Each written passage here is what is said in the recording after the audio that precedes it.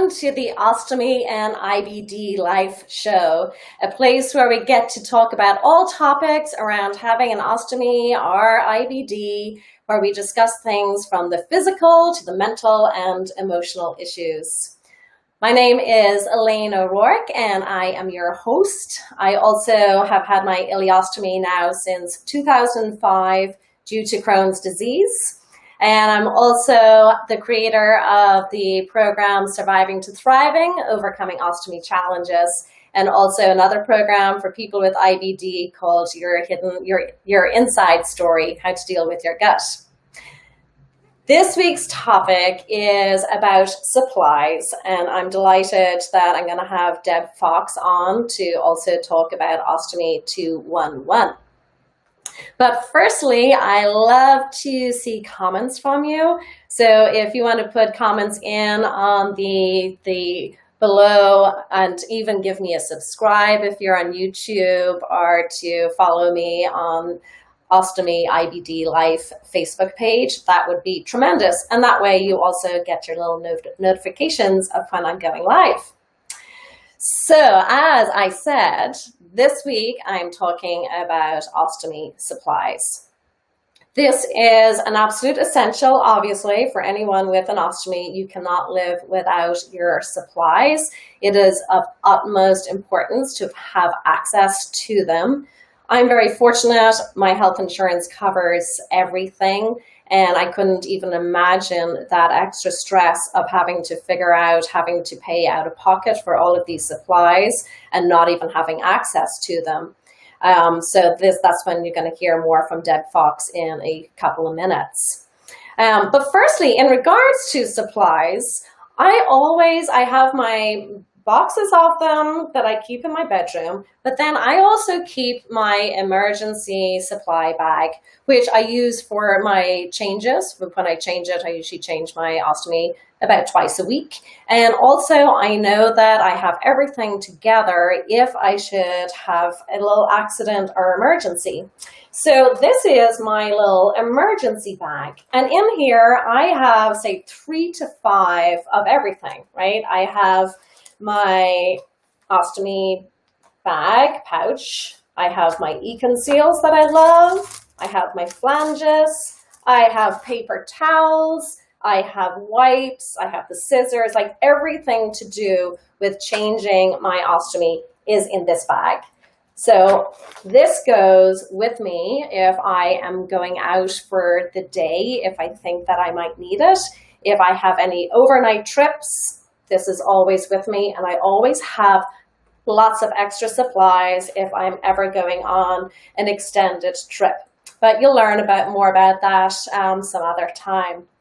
And something that you may want to consider is, if you are going to a place of work, to have some extra supplies there. Some people say about keeping them in your car. Personally, I don't, and myself and Deb were just talking about this. It can also, the heat and the variance of temperature can interfere with the adherence and the adhesive of the products. So it's not really a great idea to keep them in your car unless you're just doing a day trip and you want to have your extra supplies there, but otherwise bring them back into the house with you. So that's just my little tip. Have everything in one place so you can easily grab them if you spring a leak in the middle of the night, because we know it's stressful enough dealing with that, never mind fumbling around and trying to get your supplies together. All right, I'm just going to check in, see if we have anyone from the chat. And also sometimes with the chat, it can have a little bit of a delay between me seeing the chat and actually getting your comments. So just so that you know that. So let me bring Deb into the room here, and hopefully all our technology will work. Everybody, there we are. So, here we are. Deb Fox is amazing. She does so much advocacy for people with ostomies and within the community. So first of all, Deb, I would love if you could tell us a little bit about your history with ostomies and even with IBD, if you'd be willing to share. Sure. I have my ostomy. It's a permanent ileostomy, and it was because of UC. I was diagnosed with UC, but my entire large intestine was black, and they had to take all of that and part of my small. So I do have a permanent ileostomy, and because of the short gut involved with it, I had a lot of issues with dehydration. So I spent a lot of time in the hospital, and I I started Ostomy211 because I had a laptop in my lap at the hospital. That is awesome, and what a brilliant place to start with this amazing work that you do. Can you tell us, Deb, what, for those that don't know what Ostomy 211 is, can you enlighten us about this amazing organization? So on your telephone, if you dial 911, you get emergency services. 411 is a listing of services. And if you dial 211 on your phone, you will get a listing of medical services. So that's how we came up with the name Ostomy One, because we are a resource for ostomy resources. So, like a listing for Ostomy Resources is what we do. Oh, fantastic. So I know, and I know that it's more than this, so I'm really looking forward to you telling everyone about it. But I know that there is a donation bank for ostomy supplies. For instance, when I got my ostomy, it took me a year to figure out what products really worked. And then I had a lot of these extra products that I knew I was never going to use again. So at that stage, I don't know, I donated them to someone. Maybe it was Ostomy 211. I don't know if they were around 15 years ago, but that was, that's what I was thinking about with ostomy donations. And I know that Ostomy 211 does take supplies, but can you tell us a little bit more about what else Ostomy 211 does, and also what supplies that if there's anything specific that the organization is usually looking for? So we take any unused ostomy supplies as long as obviously they haven't been used or cut on. And if it is like a wafer, it still needs to be in the wrapping. But a lot of people have extras that they don't use, and others don't have insurance, or sometimes even if someone does have insurance, if they're a new ostomate, we get used to it, or if someone is going through chemo, like if they have colorectal cancer, chemo eats through the adhesive on the wafers. So they go through a lot more than what the Medicare guidelines say. Oh, right. That's a really good point, because I was wondering, if you do have insurance and still having problems accessing supplies, why that is. So yes, so of course, if you're going through, because your prescription, and I know with mine it's done like a prescription now, that you can only get a certain amount per month. So that's invaluable for people who are going through like already rough enough times to be able to get access to extra supplies. Right.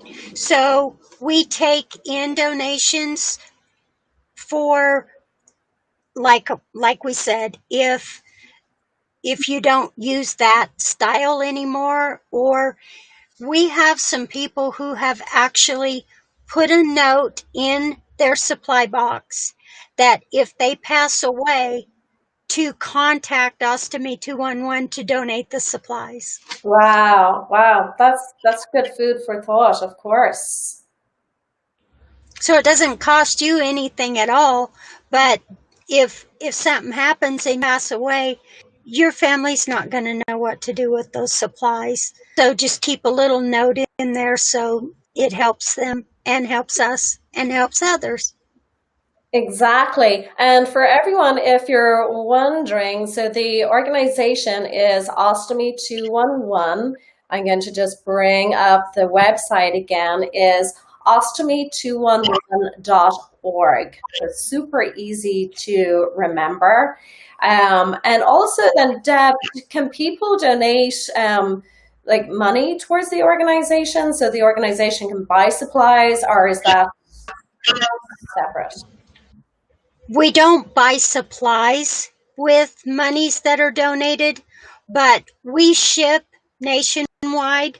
So if someone needs supplies, doesn't have the money for postage, or like the wildfires, we put out announcements that if anyone was suffering from the wildfires or the storms, the tornadoes, the hurricanes, that if they did not have supplies, we would ship them for free. Well, we shipped them for free from the donations of monies people had sent in to us. Right, and that's really important because it costs a lot of money. Shipping costs a lot of money, so I'm so glad that you brought that up, obviously, to cover that. And I'm sure there's, so many administrative, expenses, aside from shipping, and other things, even just buying the boxes to send stuff out in.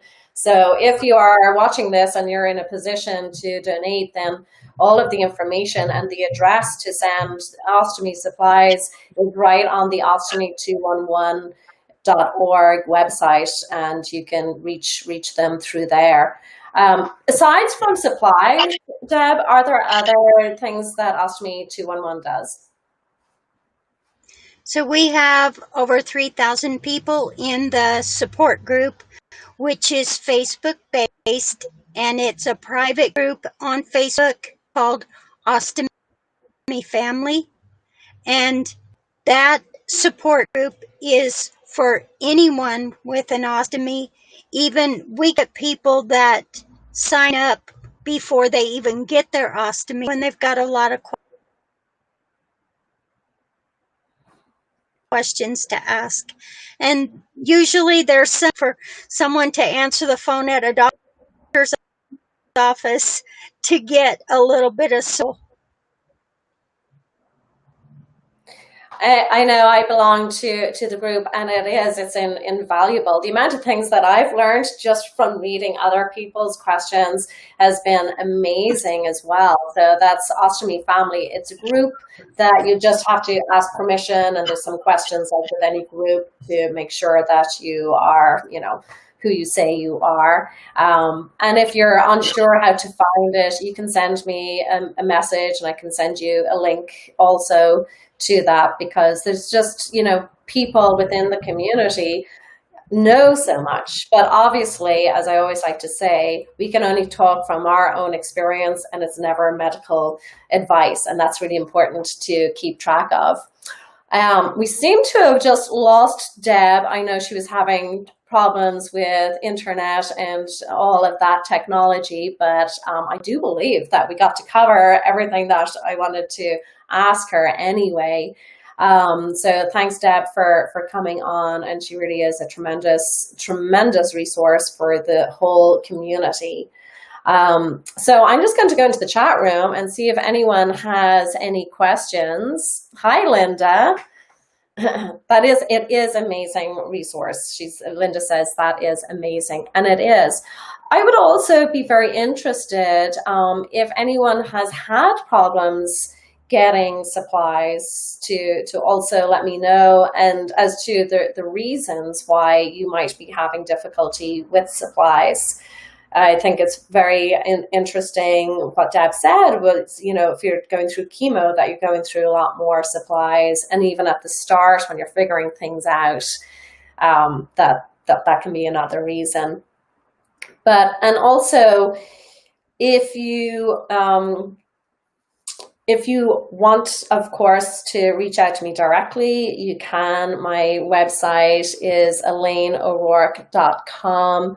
And of course, if you feel like you are not thriving with your ostomy, or you're having a hard time even with all the stress and the mental and emotional aspects of having IBD or an ostomy, then make sure that you go and grab my free guides.